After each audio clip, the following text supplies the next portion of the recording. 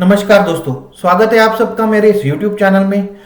Camps company CAMS camps company ने अपने दिसंबर 2021 की तिमाही के नतीजे जारी कर दिए हैं दोस्तों, और यही कंपनी आज के हमारे वीडियो का सब्जेक्ट भी है। आज हम देखने वाले हैं कि कैम्स, जिसको computer age management services limited के नाम से जाना जाता है, कंपनी के बिजनेस के बारे में हम देखने वाले हैं, उनके फाइनेंशियल्स के बारे में हम देखने वाले हैं, उनके Q3 के जो रिजल्ट्स आए हैं, डिक्लेयर हुए हैं, उनके बारे में हम देखने वाले हैं, और साथ ही देखने वाले हैं कि शेयर की प्राइस या शेयर की टारगेट प्राइस क्या होने वाली है, वो क्या रहने वाली है। तो चलिए शुरू करते हैं आज का वीडियो। शेयर बाजार में पिछले 1 से 1.5 महीने से जो गिरावट आई है, उसके दौरान दोस्तों कई शेयरों में बिकवाली का दबाव बना हुआ है, कई शेयर डाउन ट्रेंड कर रहे हैं। कैम्स के शेयरों पर भी यह दबाव देखा जा रहा है, जिसके चलते पिछले 1 महीने में शेयरों की कीमतें में 8% से ज्यादा की गिरावट आ चुकी है दोस्तों। वही अगर इसके हाई लेवल की बात करें तो अपने ऑल टाइम हाई लेवल 4067 रुपए से ये अपने लगभग 40% ये नीचे लुढ़क गया है दोस्तों।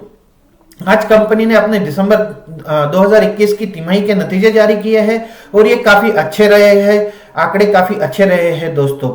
आज हम जानेंगे कंपनी की इन्हीं रिजल्ट्स के बारे में, और साथ में बात करेंगे कंपनी के बिजनेस, ग्रोथ प्रोस्पेक्टस, शेयर की टारगेट प्राइस के बारे में, और देखेंगे कि आखिर इन्वेस्टर्स की या निवेशकों की आगे की रणनीति क्या होनी चाहिए दोस्तों।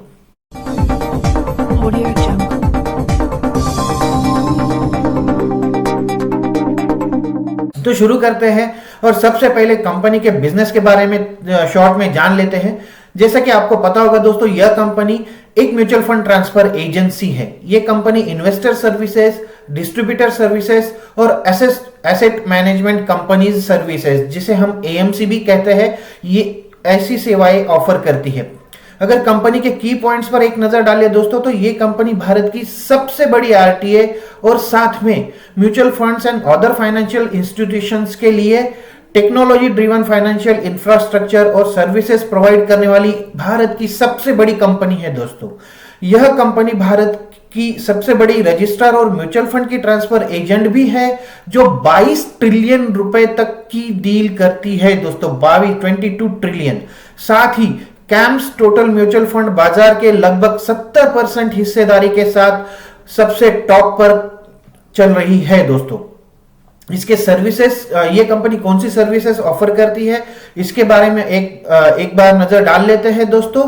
तो सबसे इंपॉर्टेंट, ये कंपनी जो है वो dividend processing, transaction origination interface, payment, transaction execution, dividend processing, intermediate implementation, report generation, investor interface और ब्रोकरेज कॉम्पिटिशन जैसी बहुत सारी सर्विसेज ऑफर करती है अपने क्लाइंट्स के लिए।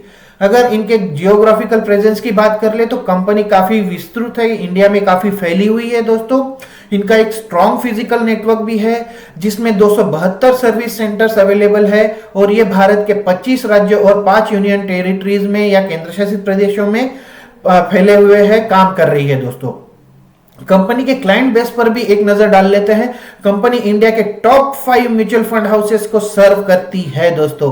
साथ ही इंडिया के सबसे बड़े 15 में से 10 म्यूचुअल फंड हाउसेस जो है वो CAMS कैम्स के क्लाइंट है दोस्तों। और तो और टॉप 10 लार्जेस्ट क्लाइंट के साथ कंपनी का एवरेजली 18 साल से ज्यादा का रिलेशन है दोस्तों। तो आप समझ सकते हैं दोस्तों कि कंपनी पर सबका भरोसा है, और ये कंपनी एक अच्छी परफॉर्मर रही है अपने क्लाइंट्स के लिए, इसलिए कंपनी पर क्लाइंट्स का भरोसा 18 साल से ज्यादा वक्त से कायम रहा है दोस्तों। अगर कंपनी के म्यूचुअल फंड सर्विसेज बिजनेस के की क्लाइंट्स की बात करें तो बहुत बड़े बड़े नाम शामिल है दोस्तों, जैसे कि HDFC एसेट मैनेजमेंट है, इसमें ICICI प्रूडेंशियल एसेट मैनेजमेंट है, आदित्य बिरला कैपिटल है, SBI म्यूचुअल फंड मैनेजमेंट है, उसके बाद DSP investment managers, Kotak Mahindra asset management है, Franklin Templeton asset management company है। ये सारे बड़े बड़े नाम कैम्स के क्लाइंट्स है दोस्तों। और इसका जो, जैसा कि हमने पहले भी बात की है कि इसका जो मार्केट शेयर है वो लगभग 70% है दोस्तों।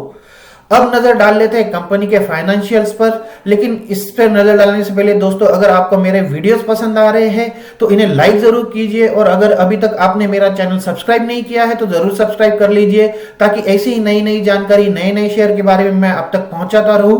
आइए अब जल्दी से मुड़ते हैं अपने वीडियो की ओर और देखते हैं कंपनी के फाइनेंशियल्स। अगर कंपनी के मार्केट कैपिटलाइजेशन की बात करें तो 12,712 करोड़ रुपए की ये कंपनी है दोस्तों। 52 वीक का हाई इसका था 4,067 रुपए और लो था 1,700 रुपए। एक साल का आरओसी का नंबर इसका जबरदस्त है दोस्तों। 1 ईयर का आरओसी है 57.7%। कंपाउंडेड सेल्स ग्रोथ की बात करें तो 10 साल में 8%, 5 साल में 9%, 3 साल में 4%, लेकिन पिछले एक साल में कंपनी ने 22% का सेल्स ग्रोथ दिखाया है दोस्तों। इसके साथ बात कर लेते हैं कंपाउंडेड प्रॉफिट ग्रोथ की। 10 साल का 13%, 5 साल का 21%, 3 साल का 10%, और यहां पर भी पिछले एक साल का जो कंपाउंडेड प्रॉफिट ग्रोथ है वो 56% है दोस्तों। काफी जबरदस्त आंकड़ा है ये भी। एक स्टॉक के प्राइस सीएजीआर की बात करें तो एक साल की प्राइस सीएजीआर है दोस्तों 42%। एक और अच्छा आंकड़ा।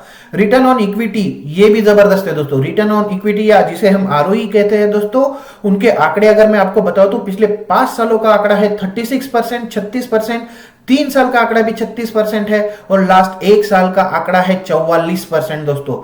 तो ये कंपनी का परफॉर्मेंस बहुत ही जबरदस्त है। इसने अपने निवेशकों को भी काफी रिटर्न दिया है दोस्तों।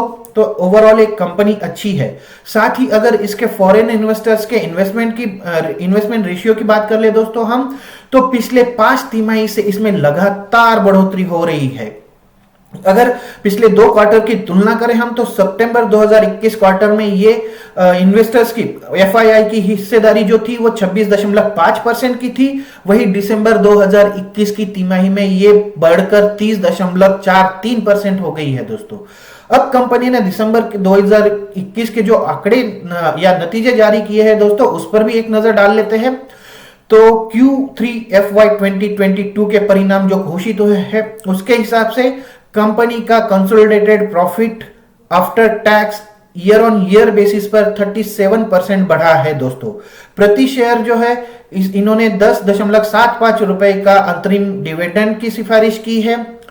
कैम्स के एयूएम ने 26.7 लाख करोड़ रुपए के हिस्टोरिक हाई लेवल को छुआ है। पिछली तिमाही में 102.5 मिलियन के ट्रांजैक्शन हुए थे, जो इस तिमाही में बढ़कर लाइफ टाइम हाई पहुंच गए हैं, 110.6 मिलियन के हो गए हैं दोस्तों। नए एसआईपी रजिस्ट्रेशन जो है उसमें भी मोमेंटम जारी रहा है और इस तिमाही में 43 लाख नए रजिस्ट्रेशन हुए हैं कैम्स के लिए। बहुत ही अच्छा परफॉर्मेंस दिखाया है कंपनी ने। एसआईपी कैंसलेशन जो है उसमें बहुत सारी कमी आई है और इसकी वजह से इनके एसआईपी बुक में 9% की बढ़ोतरी देखी गई है दोस्तों।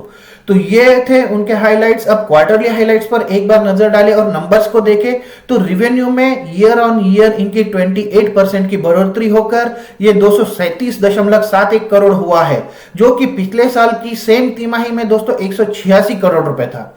प्रॉफिट बिफोर टैक्स की बात अगर करें तो इसमें भी सालाना आधार पर इनका 35% का ग्रोथ हुआ है, बढ़ोतरी हुई है और ये 102.25 करोड़ हो गया है। पिछले साल की सेम तिमाही में ये लगभग 75.60 करोड़ रुपए था। और प्रॉफिट आफ्टर टैक्स भी अगर देखा जाए तो 56.41 करोड़ रुपए से सालाना आधार पर 37% बढ़ा है और इस तिमाही में ये 77.31 करोड़ रहा है दोस्तों।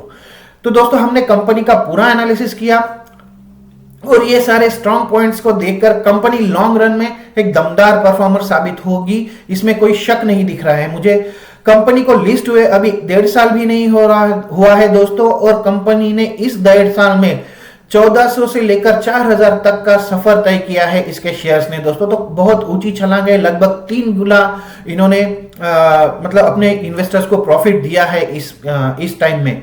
तो कीमत के हिसाब से अगर देखें तो 1400 से 4000 की छलांग थोड़ी सी ज्यादा हो गई थी दोस्तों। शेयर जरा ओवर वैल्यू नजर आने लग गया था और शायद इसीलिए इसमें करेक्शन की उम्मीद बहुत थी और इसीलिए ये जो फेज चल रहा है, डाउन ट्रेंड चल रहा है, वो करेक्शन हो सकता है। साथ ही ग्लोबल और लोकल लेवल पर जो डाउन ट्रेंड दिख रहा है, जो निगेटिविटी दिख रही है दोस्तों, उसका भी इंपैक्ट इस शेयर पर दिख रहा है। इसी वजह से ये थोड़ा सा डाउन चल रहा है। तो डरिएगा नहीं दोस्तों।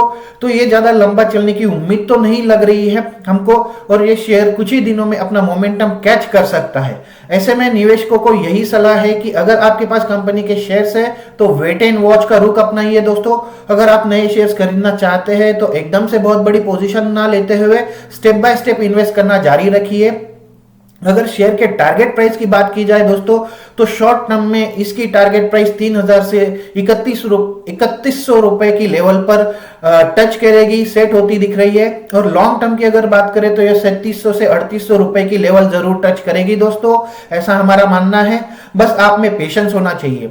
आशा करता हूं ये सलाह आपके काम आएगी, आपको हेल्प करेगी आगे की स्ट्रेटेजी डिसाइड करने के लिए। तो आज के वीडियो में बस इतना ही दोस्तों, मिलते हैं अगले वीडियो में एक नए शेयर के साथ, एक नई जानकारी के साथ। तब तक के लिए नमस्ते दोस्तों।